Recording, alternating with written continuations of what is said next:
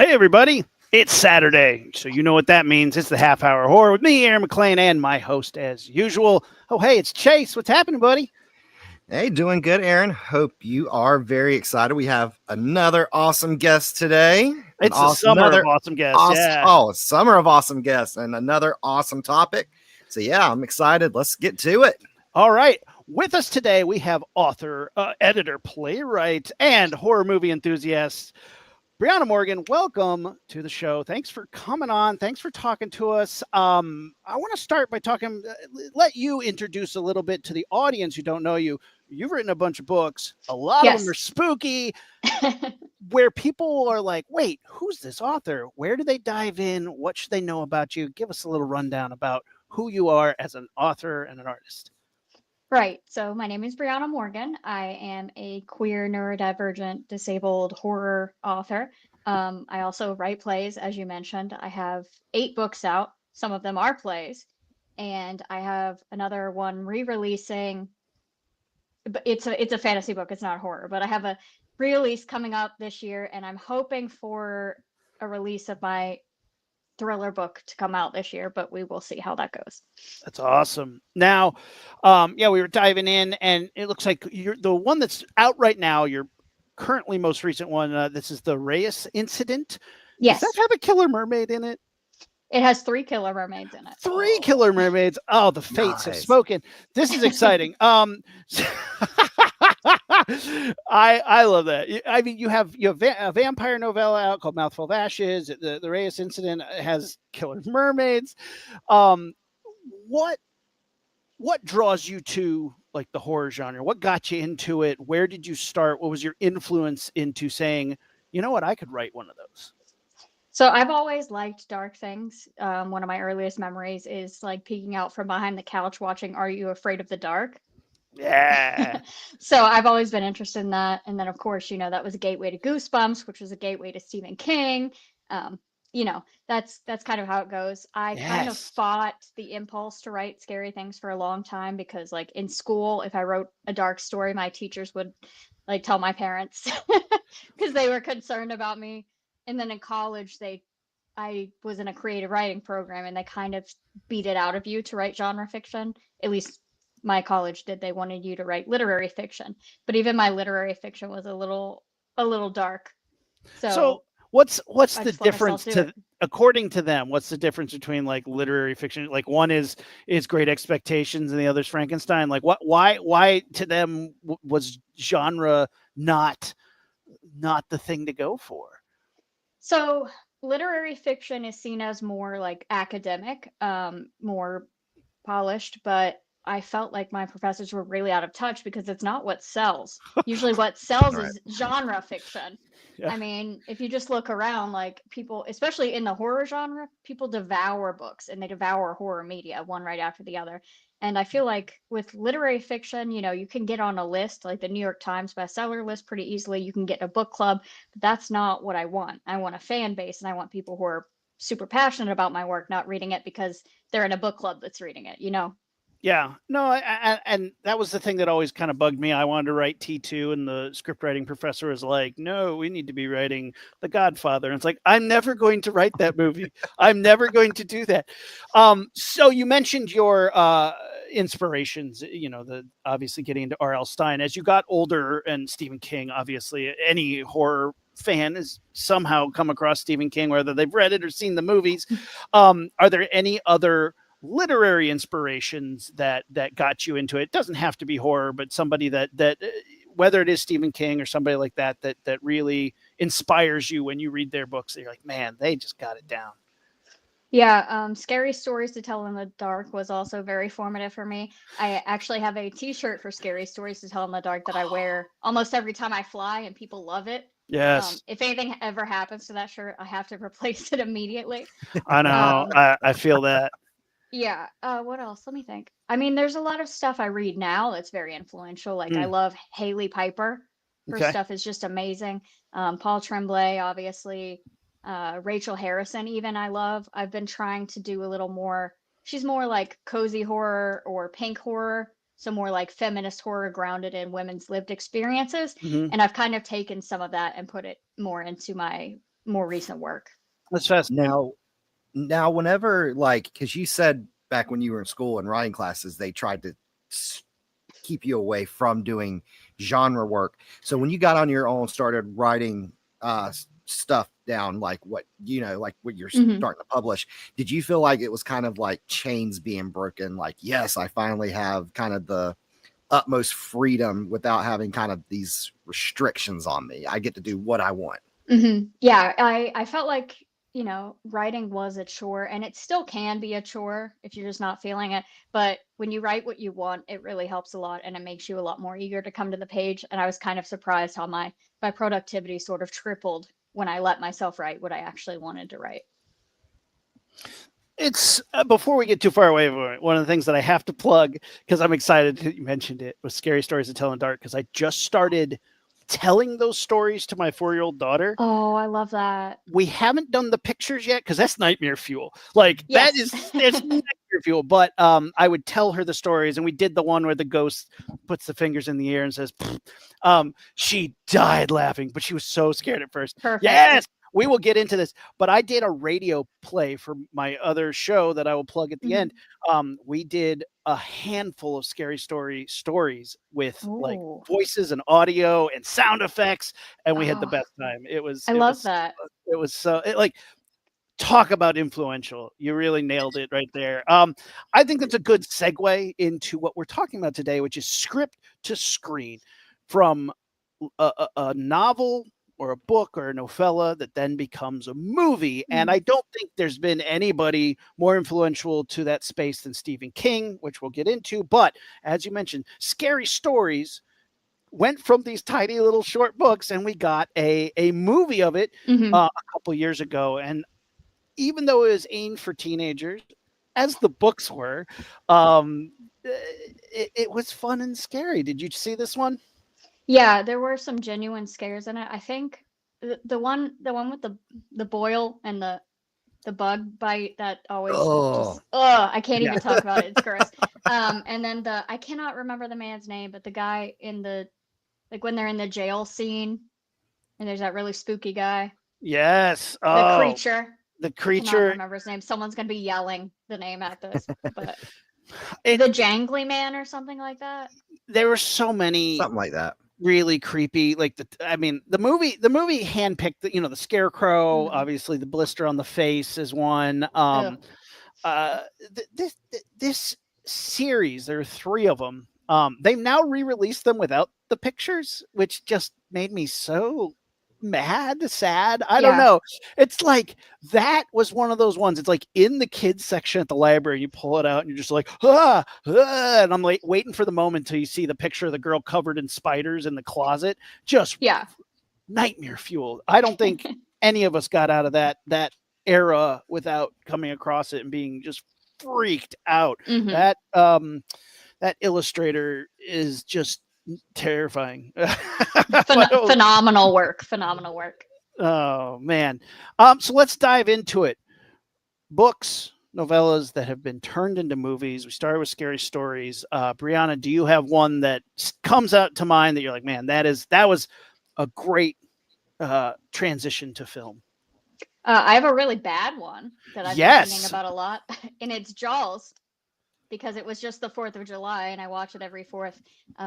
One of my favorite movies, but I cannot stand the book. I hate the book so much. This is interesting. I want to get into this. I read this book when I was like 9, and guess what? The book's not about a shark. The shark is a metaphor for man. Yeah. And the shark is there's a lot of stuff in that book that I wasn't ready for. And I was that kid who was like, hey, psst, check this out. Slid the book to your neighbor at school and be like, look at page 76. And he's like, whoa. And you're like, yeah, gnarly, crazy. So why do you hate this book? I'm going to also draw a comparison here to Cujo because it's kind of the same problem. Same formula. Love Cujo. But again, you watch the movie, it's about a monster. Cool, great, amazing. Jaws, you watch it, it's about a killer shark. Cool, great, amazing. You read both books, infidelity. Yeah. Yep. That's it. And it's just like, the the characters in the books are the most unlikable people you could imagine. Like Yeah. Brody's fine, but like his wife is terrible. Everyone's terrible. And I'm like, well, no wonder y'all can't kill the shark. You're too busy sleeping with other people's spouses. Like if you could if you could focus for 5 seconds, the shark would be out of here. Yeah, right. It's so random for people who haven't read the book. Hooper, the scientist character, is sleeping with Sheriff Brody's wife in the book, and you're like, what? Wait, what? And yeah, Quint's there, and yeah, there's a shark, but most of it is the sheriff creeping on his wife all around town, and it's not what you want it to be. I'm like, where are the shark attacks? Yeah, it definitely does not deliver on the sharks, but I think as a metaphor, interesting. It's of its time of what. Yes. Because here's the other problem is, we could get into it all day, but it's what bruised egos become when who's this? Somebody who's in our Stephen Gamble is the one who is who is the illustrator for all those books. So very, very, very cool. Yes. So before I got too far away, yeah, Jaws is a great movie though, and almost arguably better than the book because they focused on the parts that matter and the parts that we like. So yeah, I love me some Jaws. Chase, obviously you have Jaws in your stack. I think it's one of those perfect films. I mean, it could be on my list of perfect movies. Chase, what's a movie that you got that is originally a book, became a movie, now we love it? You know what? I got 3. Let me grab the third one. Ooh. A trilogy. Don't want to talk about the prequel one because screw the prequel. Of course, the Hannibal Lecter. Yes. Oh, yes. I love these books, man. Silence of the Lambs, phenomenal. I like the movie a normal amount, clearly. Is that Death Head Moth? Look at that. Wow. Yeah, my mother-in-law got it for me for my birthday. So I'm going to put it up above my desk. That's pretty amazing. Thomas Harris, the author of Silence of the Lambs, this is one that I also read in high school and loved this book. And the movie does a great job. It's a great adaptation. I think it streamlines everything, but to bring the character of Hannibal Lecter in a way that is Anthony Hopkins just embodies this character, and he's not that cool in the book. In the book, Hannibal Lecter is not as cool as Anthony Hopkins. No. Man, Chase, what speaks to you about this trilogy? Honestly, well, I haven't read the books, but really the character of Hannibal Lecter is just really fascinating. Also, I mean, it's part horror, part police procedural. But yeah, it's especially Silence of the Lambs, which is probably my favorite film of all time. And if we ever want to do an episode just solely on it, I'm down. We absolutely could. Just everything, especially the Clarice character played by Jodie Foster, just the fact that she's trying to get on this case while also dealing with her own trauma. And it's also kind of like she's trying to tackle this case and finish this case and catch Buffalo Bill so that way she can also close that chapter in her life that's kind of holding her back. And I absolutely love that. But yeah, this to me is just the perfect film. It's another one of those like near perfection. I love it. Yes. Performances are incredible. Brianna, what do you like about this? The first one is, I think, an undeniable classic. The later two, how do you feel about the sequels? So I've read all the books. I love the books. I think the books do a better job of setting up the Hannibal Clarice romantic relationships. The movies are very jarring when it happens, I feel like, because there's a hint of it in Silence of the Lambs, but it's not really carried over very well.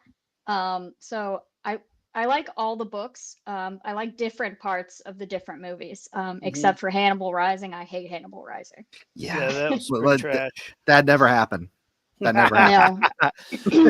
Do you think Clarice, I always thought it more as like saw it as like being enamored, like she's allured. She finds him alluring, and like I never liked the closer they got to real romance was the more I got repulsed by it because I was like she's smarter than that, but she finds him so alluring and you know it's that like sexy intellectual thing going on. Yeah, he eats people, but it's like it was so jarring in the movie. The movie Hannibal. I have I love gross movies and Hannibal and Black Hawk Down are two films where somebody in the audience regurgitated during it, and in Hannibal it was Oh on me.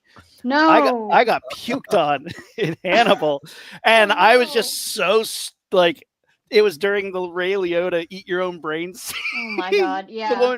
The woman behind me is like she starts scrambling and like kicking your seat. She's trying to climb over and get out, and she couldn't. And it just was like, well, Bless her. yeah, poor thing. She bought me popcorn though, so I had someone throw up on me at Rocky Horror once, but that wasn't because it was gross. That was just because they were really drunk.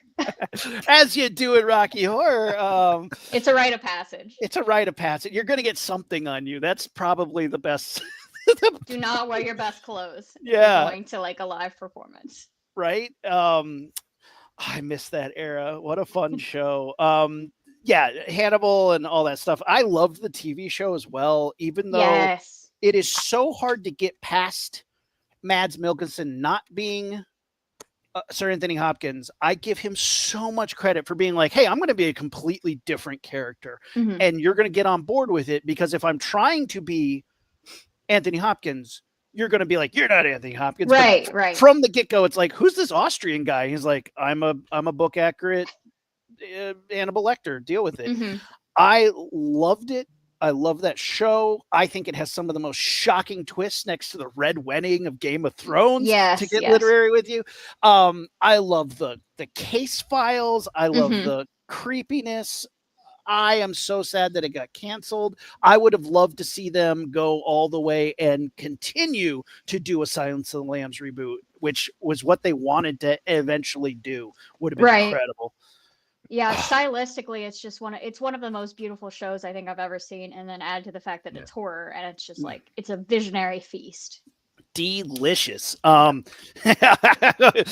With all the feeding your colleagues, your friends as you go.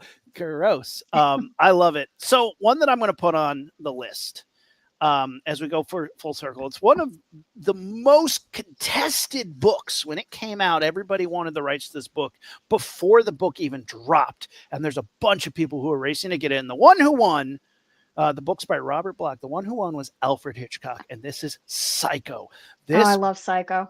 This book blew people's minds. Then the movie comes out, and I cannot understate the shock, the turning point in cinema, the left turn that this takes, because people had never seen violence of that level on screen. Nobody saw the twist coming. I say if I was a time traveler and I could go back in time to watch people witness a film for the first time, it's either this, Psycho, or Aliens, because nobody was prepared for this. It was shocking, beyond shocking, and I love this movie.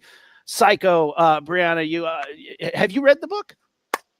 Yeah. I thought the book was okay. I'm a huge Hitchcock fan, so I'm very biased. The nuance he brings to it is so much better than the book ever does. Characterization, the thoughts that the interiorization that everyone has in the book. Obviously, you get more of the thoughts because it's not the film, but it made Norman Bates a lot creepier to me in the book because he genuinely doesn't think he's doing anything wrong. Yeah. Oh, yeah. He's horrifying. It makes the twist. It's amazing because in the book you genuinely think the mother's alive. And in the movie they do a good job, but how do you do it if you don't hear the voice in his head? And I was like, that takes a level, and it's just the mastery of Hitchcock. Chase, fan of Psycho? Another one of my all-time favorites, probably somewhere in my top 10 or 20, but yeah, absolutely amazing film. You got Anthony Perkins, who's phenomenal, probably one of the best villain roles of all time. I actually did get to see this in theaters Ooh. last September. I mean, I've seen the Ooh. movie hundreds of times, and it's still one of the best. You just got to see it on a big screen. It's Right, my right. God, Amazing. it's so good. Was this like a special re-release that they did? Yeah. So, there's a regional chain, Mm-hmm. in my state that has one in my city, and they partner with Flashback Cinemas that shows old films Right. Oh, yeah. every I think Sunday and Wednesday. I saw there was Psycho. I was like, I'm going. So, Awesome.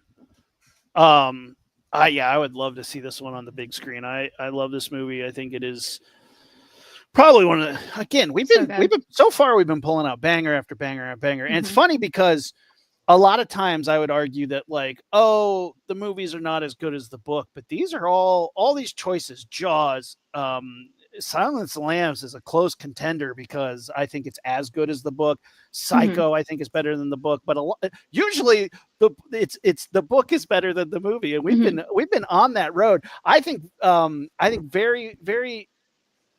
I could do an entire podcast on movies that were better than the book when it's very rare that it happens. But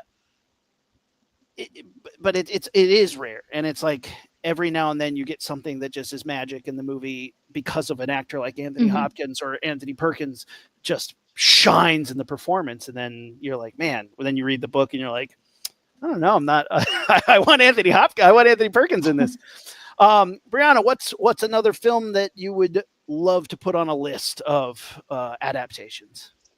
Oh, so okay, I'm gonna say this one. It's a little contentious, but then I'm gonna explain a little bit. I love that.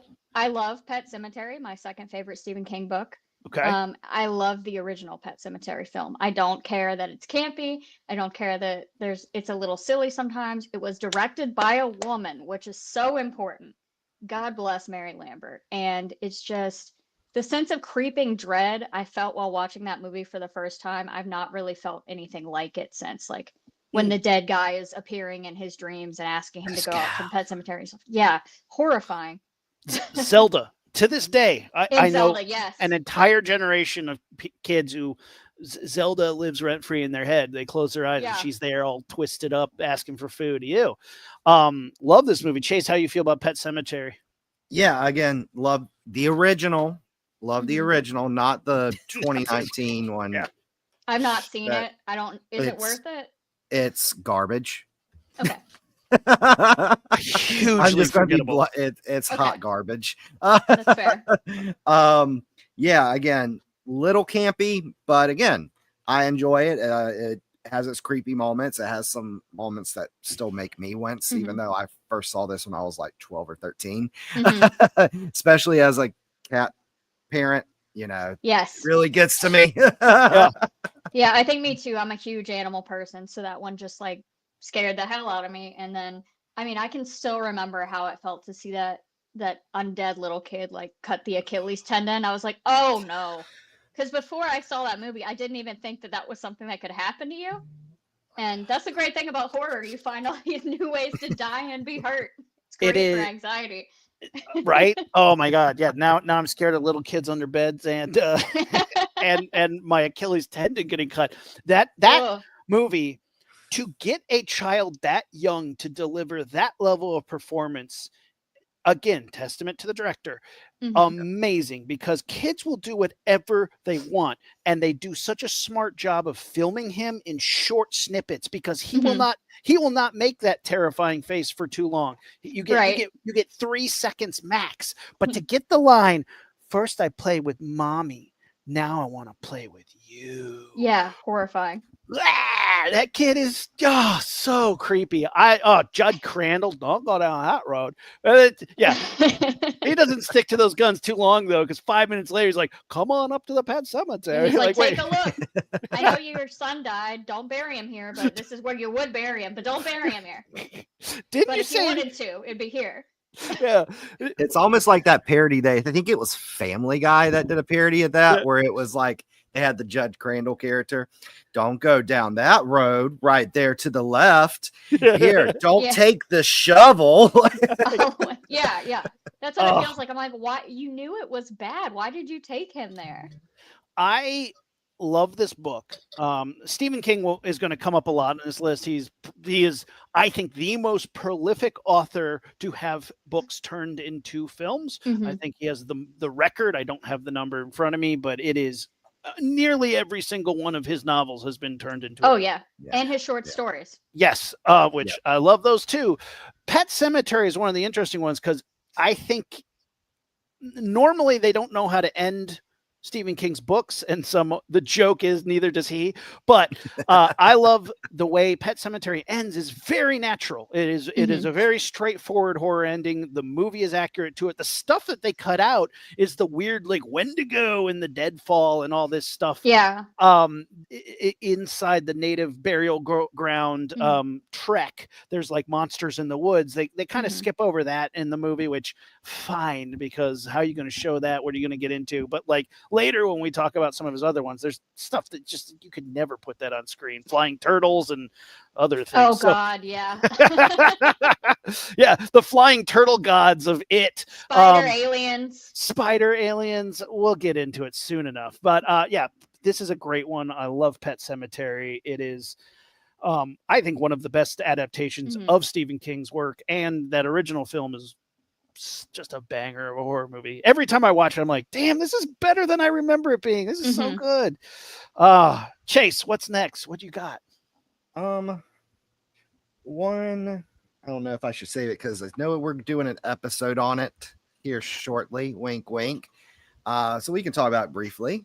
A very contentious one.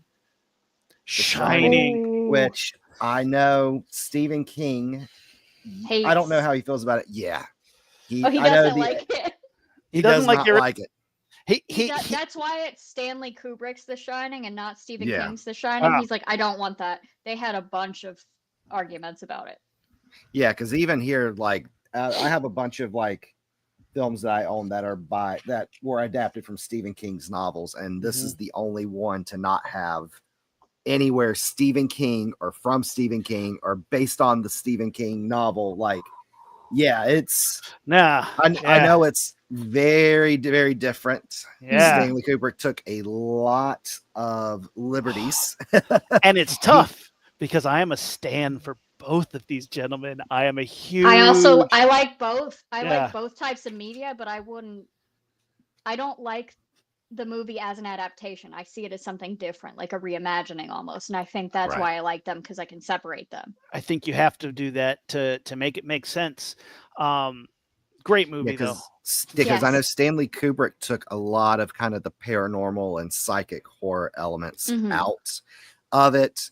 The original novel is more through the POV of Danny as opposed to Jack, like the movie is. I know the intention of the ghost is that they want Danny for his psychic powers. Yes. The ending completely different. I think that's where Mike Flanagan did a really good job kind of trying to appease both people with Dr. Sleep, because again, he did bring a lot of that psychic horror back to the Shining story, but he also did it in a way to where people who prefer Stanley Kubrick's film will also get enjoyment out of it. And I love Ewan McGregor as Danny. It's just an excellent choice. There's so much mythology behind this movie. They were filming Muppets next door, so there's many times where you're filming give me the bat, and through the walls you can hear like Rainbow Connection. You're just like give me the fucking bat, Wendy. Right? Danny would go and meet the Muppets between takes. Like there's pictures of him with Kermit the Frog and Miss Piggy and stuff. Because Stephen King was like, Stanley, that's not my book. Stanley, it's not my. So Stanley Kubrick mentally broke him down by calling him every day at like 2 a.m. because of the time difference. And he'd be like, I need to ask you about ghosts, Stephen. And he'd be like, oh no, Stanley, what do you want to know about ghosts? He's like, the fact that this is a ghost story infers that there's an afterlife, which is inherently a happy thought. So this is technically a happy ending to a movie, right? And he's like, what? No. He would he would just beat him down till he got what he wanted, and then Stephen King just said I had to give them distance and let him go. And that's again like Stanley Kubrick would just do that. I love this movie. It scares the bejeebus out of me to this day. It's one of those movies that I think is so smart about how it breaks down the deterioration of the family. One of my Yes. favorite aspects about this is people are like, "Oh, the hotel drives him crazy," and I said, "No, no, no, no, no, no. He was always a bad man. He was a abusive person. Maybe not to the nth degree. He's not the worst person, but he's an abusive husband and father." Yes. And then the hotel is that steroid injection that just amplifies him to the 10th degree and lets Yes. him thrive in that evil. And I was like, that is brilliant in a way to delve into that psyche in a way that was like scary and worked for its time. The book never touches on that. It's a straightforward ghost story. You got living topiary, you got creepy murders and much more fantastical things. There was a made for TV movie that a lot of like diehard book stands love, the made for TV Shining. It is 290 CGI for me, but hey, it's more accurate to the book. I have not seen that one. It's I on my haven't list either. to see. My husband and I went to the Stanley Hotel a few years ago, and that reminded me that that one exists. And I was like, I don't know. Stephen King likes that one better. Yeah. So I feel like I should watch it out of respect to Stephen King. It's just okay. It's I mean, look, a lot of people really like it, but I think what I've read, it's kind of over time, especially with because The Shining was not well received when it came out in 1980. Yeah. It's really over these last 45 years where it's kind of become now this classic where people are like, oh, it's one of the greatest horror films ever made. Yes. One of the just greatest films in general ever made. And I think when it came out, I think it was still, the film was still a little divisive. So you had the hardcore like fans of the novel who preferred it. But I think especially since now The Shining has gotten this kind of retrospective acclaim, I think now people are like, I don't know. I like the Stanley Kubrick one better. Yeah.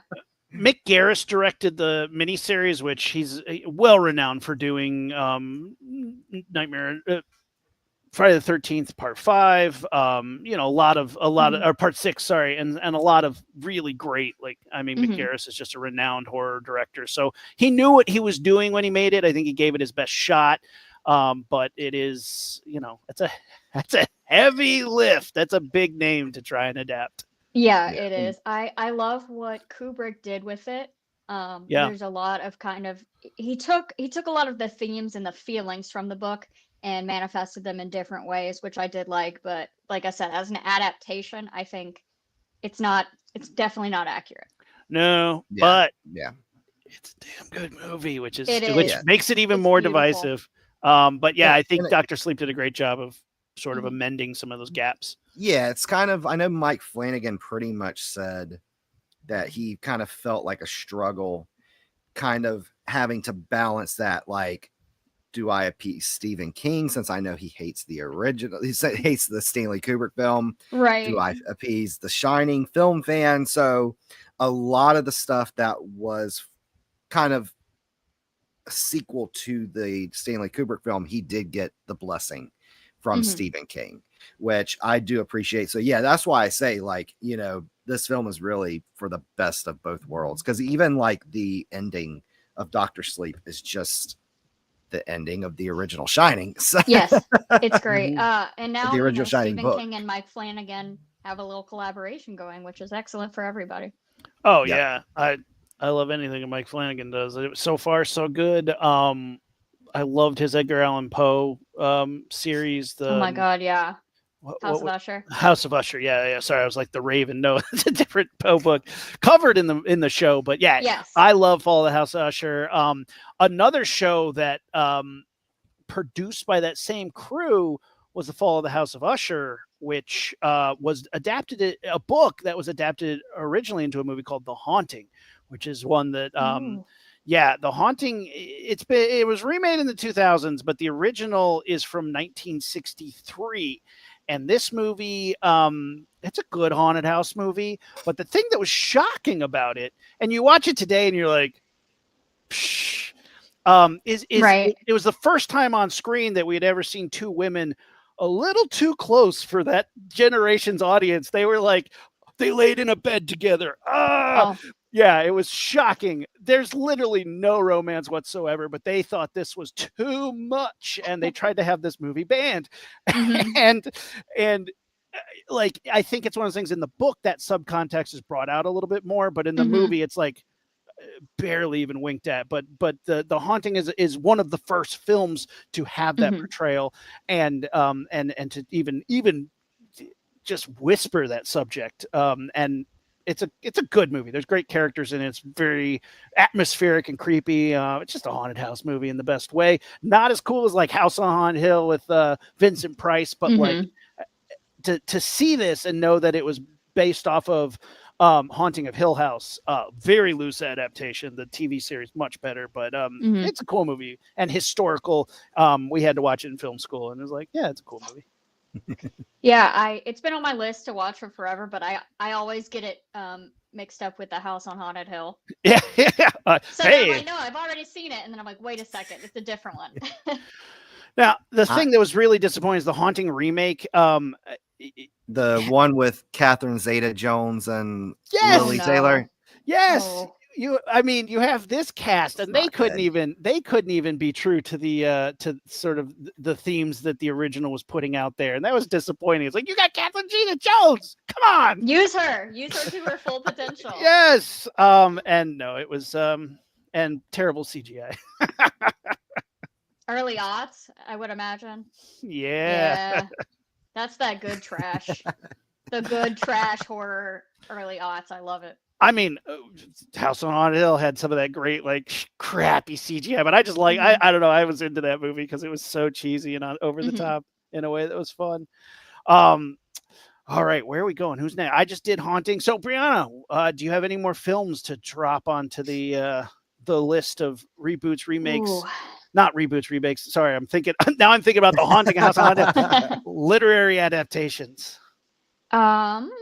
Yes. Let me go with this is okay. This is one I'm never sure. Let me look it up real quick before I embarrass myself on a live stream. Hey, I Oh, embarrass myself every week. Don't even worry about The it. Wicker Man. Love The Wicker Man. Oh, okay. Have not Wicker read the Man. book. It's also a play, which is why I'm bringing it Ooh. up because I write plays. I have not seen the play either, but I try to watch the movie at least once a year, and that's one of the films that I got to show my husband for the first time because he wasn't raised on horror But he's a Nick necessarily Cage like we were. fan, so No, not that one. Oh my God. the bees, the He's never bees. seeing that one. No one should see that one. But he loved it. He thought it was hilarious too. The Wicker Man is one of my favorite Iron Maiden songs, by the way. It's The good. Wicker Man, Robin Hardy directed this. One of the best like cult movies, Mhm. occult movies, witchcraft movies. We talked about it in one of our episodes. You know, really the fear of the old world mixed with the intellectualism of the modern, refined British ways. Love this movie. Chase, have you seen the original? Yes, and I've seen the Nick Cage one. I'm sorry. I'm so Hey, sorry. Nicolas Cage overacting. At least at least he's entertaining. Yeah. The rest of the movie's garbage. But Oh, The original is a masterpiece. Like, it it's so really good. is one of those films that draws you in. It aligns you with this character who is Christopher Lee's in it. It was fantastic. It's phenomenal. And then the ending is just so stark, Oh, brutal, terrifying, and dangerous as hell. That guy got burnt. It's great. I love The Wicker Man. it's a great slow burn. It's just a I see what you did masterpiece there. of dread. Yeah, it is a Yeah. slow burn. Well, it's a slow burn until it's not. Yeah. It does a great job. It really just builds and builds and builds, and then when the climax happens and you finally find out what the Wicker Man is, you're like, oh no. The problem is, and like this is just indicative of horror films of that era. I had seen the pictures of him inside reaching out Mhm. through the Wicker Man, and so I knew what was going to happen. And that was always kind of a bummer because you're like, Oh. if you had not known that that was coming, that would have just sunk you to your core. That would rock your world. Terrifying. So good. Yeah, and I love the idea, again, very much of the time that, it's one sexually repressed kind of uptight group against these heathens, but they're like, they have good education, they have kind of like a socialist setup, everyone takes care of everyone else, and you're free to do whatever you want. It's very funny to watch now because you're like, this guy is a party pooper. Like, this guy is the biggest dork. It's a little harder to root for him watching it now, I think. It is, but I mean, at the time, he represented a very real portion of America. We got into this big time with our kind of occult, old world episode, Wicker Man being a big part of that, and just like when you have people who are afraid of what the old sort of old religions and old ideas represented, and that's where like that horror lies. And I argued that a movie like 10,000 Maniacs is the American version of Midsummer in that same sense. Midsummer is a very apt sort of companion to the Wicker Man, Yes. in that sense that it's like people go out and find something that's ancient and it ends up destroying them. But in America, our history isn't old enough. And so when you find it's like people stuck in old ways, a movie like 10,000 Maniacs is like the most American version of that you get. It's like people stuck in the old ways, even though it's only 150 years old. Pretty interesting, but great one, Wicker Man. I did not know this was a book, so now that's going on my list of ones I gotta track down and see if I can find it. I bet. Turns out it's not about a Wicker Man. maybe people are hooking up in the background. I don't know. It's entirely possible there's infidelity. Probably. If it came out in the 60s or 70s, that's definitely a subplot because every white man in the 60s and 70s loved to put some infidelity in there. I don't know why. Because they were terrified of it, but also like, if it benefits me, sweet. But if my wife's doing it, boo. And it's like, I think it was just a common theme. Like, I mean, it was also the swinging 60s, so they're terrified of sexual liberation of any kind. It's like, what's scarier than a shark? My wife cheating on me with a nerd. That's horrifying. I cannot imagine. Oh man, that's funny. Chase, what do you got? One, a lot of people don't know is originally from a book because the film took a lot of liberties. I Know What You Did Last Summer. Shut the front door. What? Wait. I always forget that's a book too. Yeah, the thing is though, Duncan, I think so, but I know the original book is just a suspense novel. Like, yes, it's just Duncan.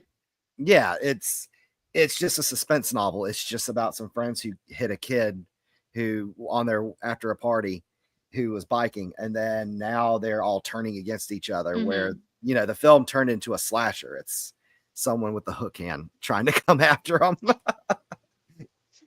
I guess in the book there is no hook hand killer. It's a suspense thriller. But there's no raincoat wearing guy with a hook. It basically starts and ends. Their similarities diverge after, hey, we hit a kid with our car. Whoopsie. And then they just go into the movie adds elements of a hook wielding fisherman as the antagonist, which is not present in the book. Wow. Interesting. Because I always thought this was just hey, Scream did really well. We better keep that rolling. Which is funny because Kevin Williamson did both Scream and they were like, hey, got any more slashers in that mind of yours? And he's like, yeah, sure. All right. Here you go. Right. Well, there's this book that we could add a fisherman to. Also, the original novels set in like New Mexico, like the middle of New Mexico, where this is the beach of North Carolina. So it's weird. Not a horror, but do you know what movie always surprised me to find out that it was a book? Die Hard. Really?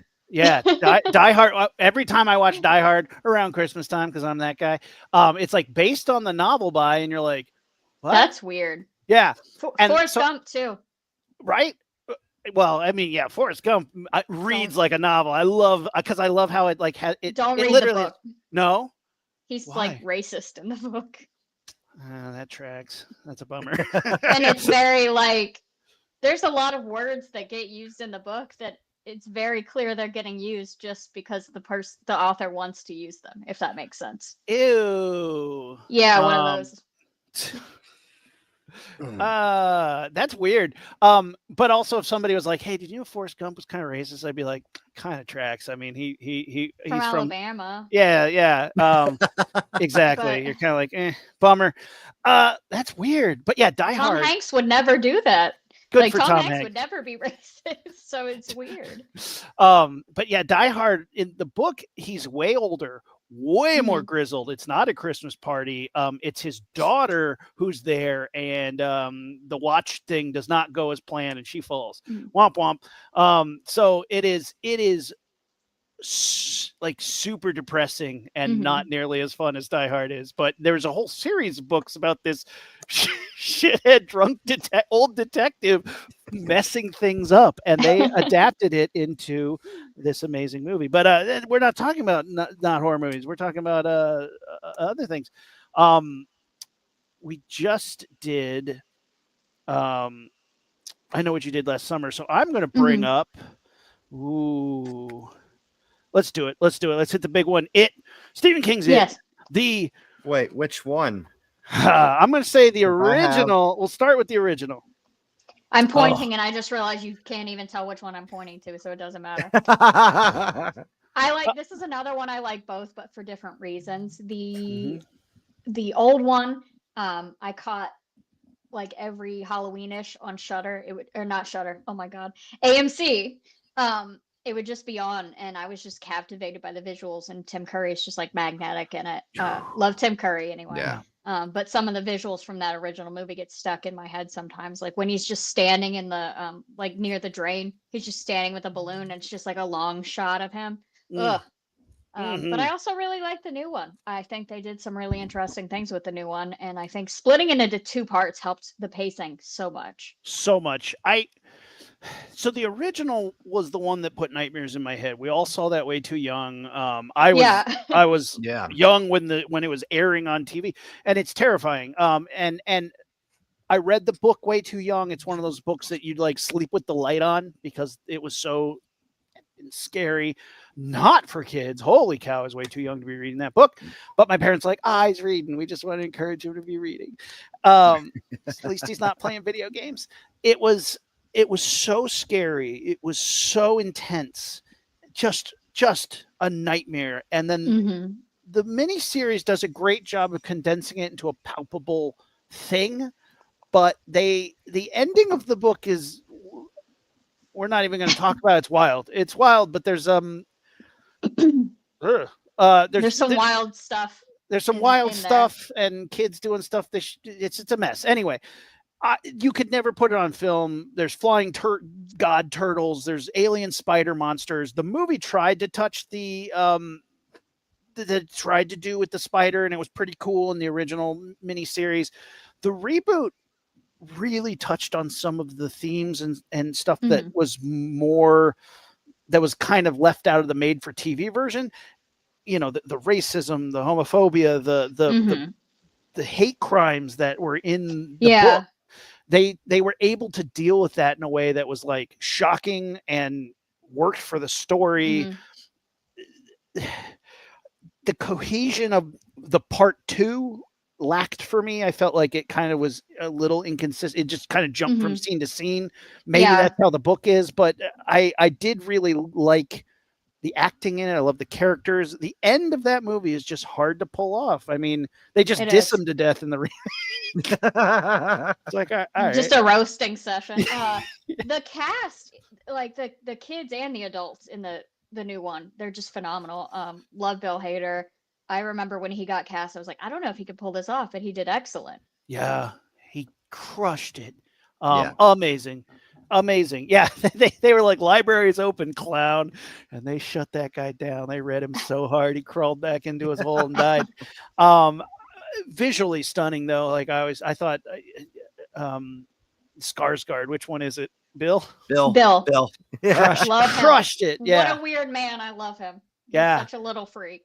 It was. Yeah, he was. In the most respectful way, he's a little freak. He crushed this part. I loved it when they're like, "So did they CGI your face?" And he's like, "No, this is just what it looked like." You know, I can just do that. Yeah. yeah, I can just make that creepy face. Great effects in it. The original Mhm. known for its practical effects. I think the CGI in the new one was actually really good. So it was. I was not mad at it because it kept it. To me, it just lived in the story. It made you believe that Mhm. clowns are evil and terrifying. Yeah, and I liked that in the new one they didn't try to recreate some of the effects. Like a lot of the scenes that they pulled out and emphasized were different from the miniseries. Like I don't remember. I know they showed, them opening the photo book and the photos moving, but I remember that being a lot more intense and scarier in the miniseries, and I don't think that part is played up as much in the remake. They did that scene with the projector, and then the clown comes out of Yeah, the wall. that's right. Yeah. Okay. That Yeah, scared the photo book was scarier to me because you're just watching what you think is a static scene and then something moves, and it Yeah. was like the early odds, so it's like, holy shit, how did they do that? Yeah. Oh man, I love the little claymation monsters in the Chinese restaurant, like the eyeballs, and Yeah. hands. So cool. Tim, like again, you have two performances that are just mind-blowingly iconic. Tim Curry, to me, is Pennywise the clown. The thing Oh, he's that so good. Bart Mixon, who is the original makeup artist for that movie, he did the Mhm. Pennywise clown makeup. He said this, and I agree with him. He goes, Pennywise in the miniseries is a clown who happens to be evil. If you saw him on the streets, you wouldn't go, look at that evil clown.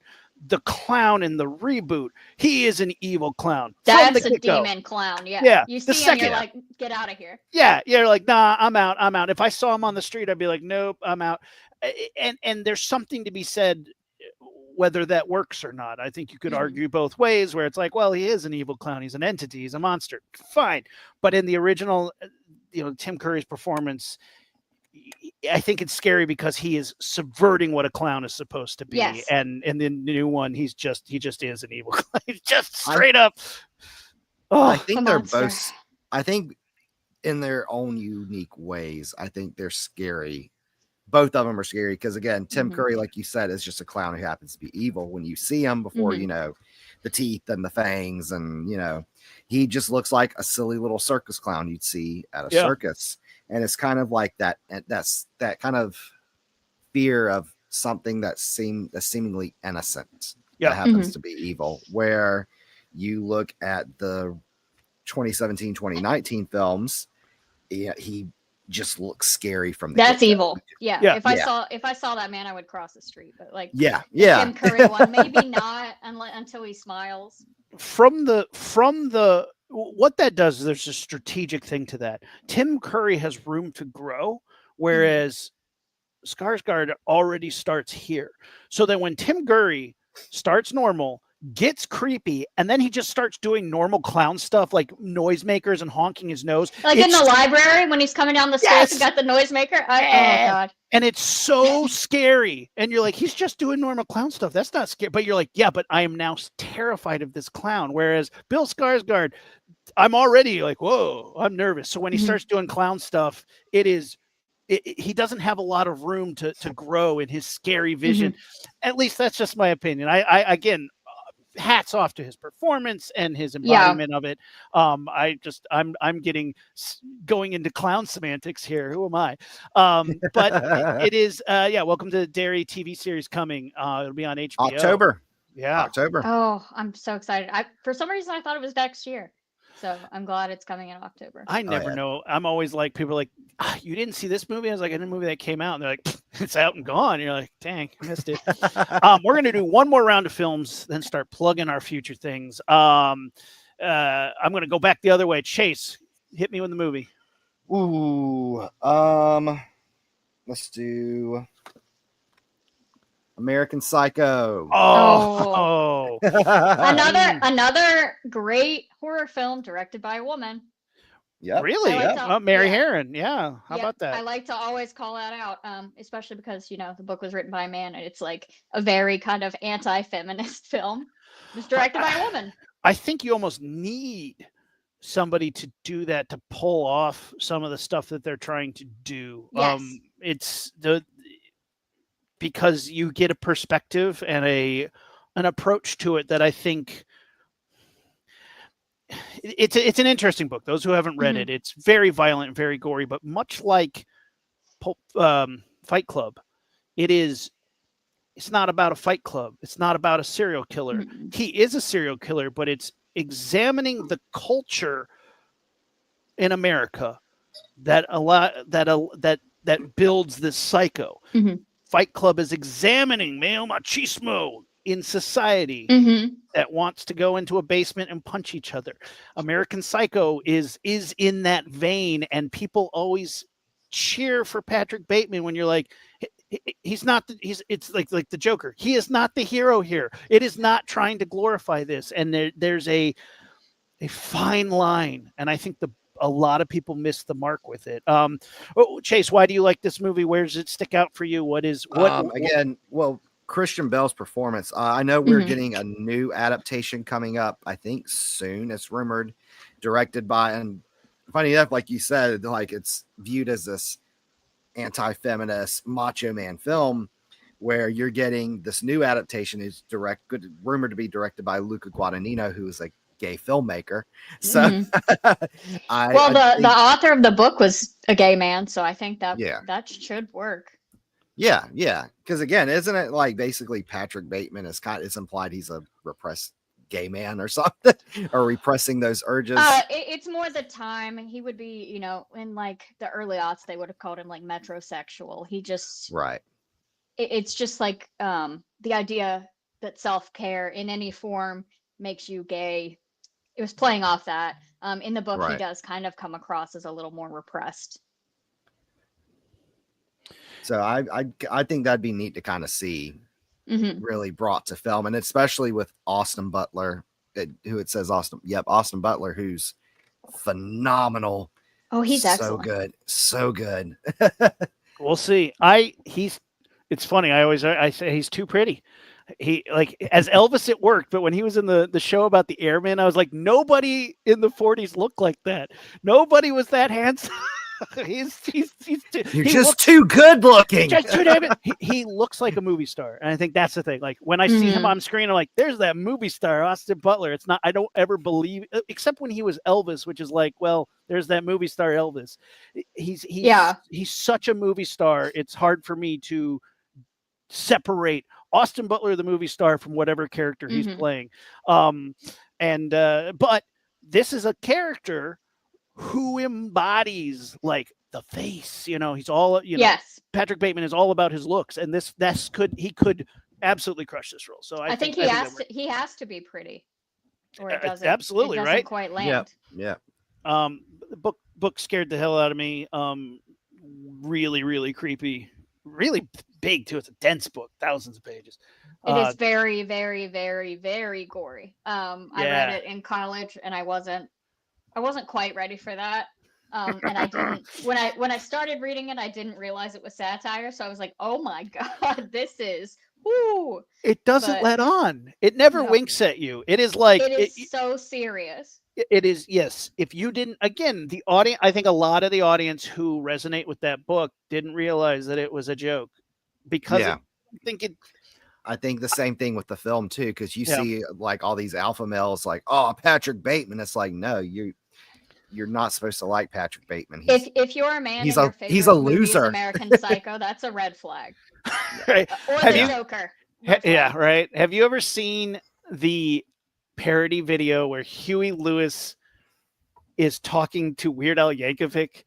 And it's recreating the scene where like Huey Lewis he puts on, I can't remember what song he puts on, but he's talking about, he puts on the movie American Psycho, and he's like, this movie came on, and he's doing the bit, and Weird Al Oh Yankovic's man. like, why do you have all this plastic down? Why do you have a raincoat on? What are you doing with that axe, Huey? Do you have a pet? Yeah. Yeah, so funny. Yeah, Oh, I need to see that because I love Huey Lewis and I love Weird Al, so I definitely will look that up after this. it's really funny. They committed to the bit and pulled it off. Excellence. All right, Brianna, last film of the episode for you. What do you got? Candyman. Oh, it's a Oh, book. hell yeah. Yes, it is a short story by Clive Barker from Books of Blood. Yes, you're right. Yes, I had this book. Oh man. I And am the biggest Candyman stan, probably. And it's completely Oh. different from because I know the original story he's almost deals like more a with kind leprechaun, of the right? it's more like the British class culture, Mhm. where the film kind of takes it to more race in America. Yeah, But they there did is some get Clive Barker. classism, but it is based on race. Right.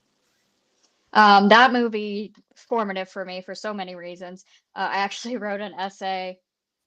It was republished a couple months ago about how like Candyman helped me realize that I was queer because I was attracted to, obviously I was attracted to Tony Todd because look at him, but then I realized I was like equally attracted to Virginia Madsen, and I was like, Mm. this is weird. Hold on, wait a second.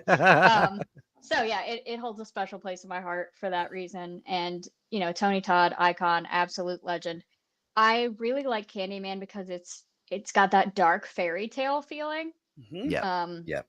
it's very much like, you know, the idea that something can be beautiful and also deadly, and Mhm. that's the allure. It's kind of like Silence, where you're like, okay, I don't get why she's into him, except that, you know, he's so magnetizing, he's so charismatic, even when he's murdering people and like framing her for murder and stuff, which The, not the, not a great start to a relationship.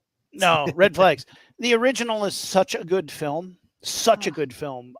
Its two sequels are more in the slasher space and not very good. But then Yeah. the reboot returns to form in a way that's Yeah. very poignant. I don't know if it lands for me, but I think it's a very well done film with some incredible sequences.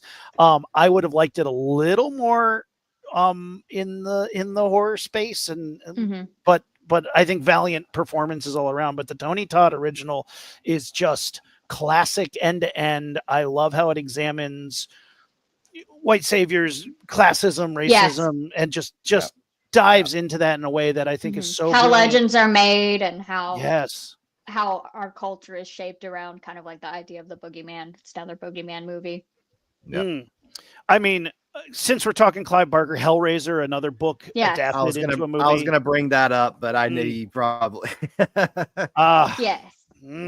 I love me some Hellraiser. Clive Barker, an incredible author who deserves more films to be made. But again, Clive Barker is one of those authors who writes something that, like, when you see it, your mind breaks. And how do you put that on screen? One of my favorite short stories of his is Midnight Meat Train, turned into a pretty solid movie. Pretty good movie. Pretty it's good. hard. But the end of the book has a otherworld elder god that the rat people are feeding human bodies to. That's where the meat's going. Cosmic. Yeah, that's where the meat's going. And then the movie was like, nah, they're just feeding it to rat people. And I was like, wait, you're not even going to try to show me elder god? And they're like, no. It's like, man, disappointed, because the movie was so nailing it up until that point. I was so on board. You got Bradley Cooper, Vinnie Jones. I was so on board. And then the fact that they just were like, we're not even going to try. I was like, lazy. They're just sewer people. Yeah, sewer lazy. people. I was so mad. So yeah, Midnight Meat Train is my Clive Barker addition to our list. So, I mean, there's so many more. We could really do 2 episodes on this, but we've hit our time limit. So I think we need to get into plugs. Brianna, thank you for coming on the show. It was awesome. Thank you so much for having me. It was an absolute Thank blast. you. I would like to talk about film more because I minored in it in college and I feel like I never get to use it. So this was great. You're a friend of the show now. You can come back whenever you want, and we can come up with topics. We could continue this topic. You could say, I like to talk about vampires. I want to talk about killer mermaids. We can figure out a topic to have you come back and discuss, because every week we make a list of great movies that people should be checking out. What do you have going on? What books should people be going? Where's the most helpful place to buy one of your books? Give us the plugs. That's a good question. So my books are available on Amazon, Barnes and Noble, Kobo, your local library, etc. If they're not at your library, please request them. That helps me so much. You can also get them. I have signed copies available on my website. That is the best way to give me money and also get a cool souvenir because I personalize every one. And let me think where else. What's the best book? If somebody's like, where do I start with Mhm. diving into the oeuvre of Brianna Morgan? What's the best place to start, in your opinion? Oh, okay. So I usually tell people to go for the Trick or Treater and Other Stories because Okay. it's my short story collection. It feels very, very spooky season appropriate. And there's so many stories in there that you're bound to find one, at least I hope you're bound to find one that you like or one that actually scares you. So it's a good Brianna Morgan gateway book, I would say. Awesome. Okay. Yeah. And then where can people follow you? You have a website. What are your socials that you like to throw out? Yeah, so my website is briannamorganbooks.com. I'm on Twitter, Brianna Morgan Books. I'm on Threads as Brianna Morgan Books, and I'm on Blue Sky as Bria Morgan Books. But I don't post on Blue Sky a lot because I can't log in for some reason. So maybe don't look for me there. Amazing. Chase, plugs. Okay, so before I do my plugs, I'll ask you the question. First of all, thank you, Brianna, so much for coming on. That was a pleasure. I have a question for you real quick, but first, you can see me here every Saturday on Half Hour Horror with you, Aaron. Follow me on Instagram, Letterboxd, Blue Sky, X at HHOH, TikTok HHOH _. But Brianna, I actually have a quick question for you. Yes. I was reading an article that now the sale of physical books has gone up. They actually said, like, because of like a big thing on TikTok. Have you seen, and especially they actually somehow like Barnes and Noble is actually now opening more stores, which is a rarity now. Have you seen kind of an increase in selling your physical books since all this has really taken off? Yes, actually, I had my signed copies. I had them unavailable for a while, but people kept asking for them. And a lot of people seem to buy. So my ebook sales are the highest because it's the easiest. I have a lot of overlap between people who buy the ebook and they read the book and they like it, and then they want, especially because my cover artists are amazing, they want a physical copy of the book as well because it's pretty and they want it, I guess, kind of like a trophy. That's cool. Oh, wow. It's good to hear. Yeah. Support your local bookstores, guys. Amazon doesn't have to be your only source of books. Yeah, hit up your local bookstore. Hit up, even if it is a Barnes and Nobles. They're big and corporate, but they are on the brinks, and they deserve. If you want physical media and you want physical books to stick around, the library, support your library big time because they're under attack right now. Even just having a library card, even if you never go, having a library card gives them a list of people that could patron the library, and it gives them a way to say, hey, we're useful. We provide more than just a place for homeless people to go to the bathroom. I joke, but that is literally, it is a service for the place where people who don't have a place to go when it's hot out, they go hang out in the library and they read books, and they're expanding their brain with knowledge, and you should be doing it too. Hats off to all the librarians out there and to all the libraries and bookstores and to authors like you, Brianna. Thank you so much for coming on. Thank you, guys. Absolutely. It was a pleasure. We got to give away some blood coin. Brianna Morgan, can you think of one word, a single word that would be good for our blood coin giveaway? Oh, that's not it. That's last week. That's a good one. I finally saw Sinners, and I was very pleased. So good. So good. Now I'm trying to think of one that's not Sinners. Let's go. Let's go with Siren for the Killer Mermaid. Siren? Siren, yeah. Yes, Siren for the Killer Mermaid. I love it. That is a great word. Throw that. Go into the Discord at Block of Horror. Open up a ticket. Type in the word Siren. Get you some blood coin. It's going to be great.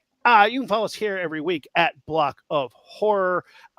All things Block of Horror. And then, of course, you can follow me. I'm on pretty much only Instagram, McLean and Abel, and my other show, Launchpad Pod. As I mentioned, we did a great, incredible episode where we did a bunch of scary movies to tell in the dark with like audio play format. And then we tried to do a seance where we tried to get Boris Karloff to show up in my bathroom. Oh, That did not work, but my wife was like, "What are you guys doing in the bathroom?" I wouldn't want to show up in somebody's bathroom either, to be fair. I would be a little insulted. Right? Like you brought me through space, time, and the ether, and here I am in your smelly, tiny guest bathroom. Near the toilet. Yeah, no, that's that you probably offended him. he's like, if you did this in a normal spot like your living room, I'd be there. I'd be on the couch freaking you out. Bathroom? I'm not going to your bathroom. No. It was the closest mirror. He's not a bathroom guy, I don't think so. Oh, hysterical. Well, this has been great, guys. Till next week. We're signing off.